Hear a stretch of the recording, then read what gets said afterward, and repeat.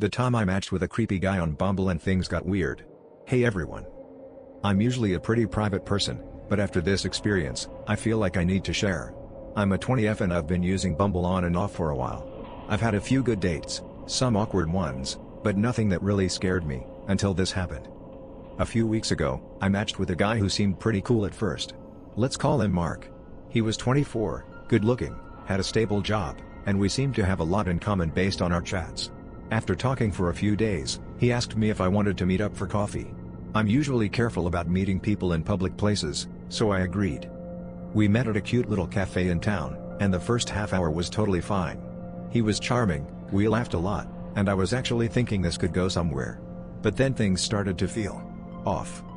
Mark started asking really personal questions, like about my family's financial situation and what my exact schedule was like during the week. I tried to steer the conversation back to lighter topics, but he kept bringing it back to weird, intrusive questions.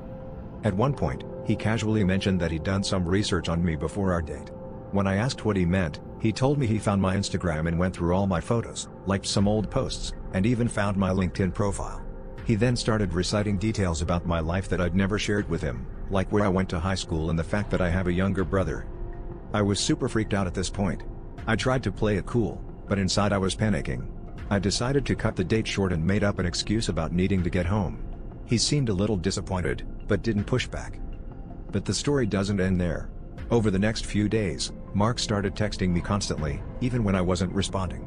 He would send messages like, "I know you're home, why aren't you answering?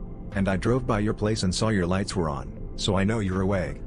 I never told him where I lived, so I have no idea how he figured that out. I completely blocked him on everything, Bumble, my phone, social media.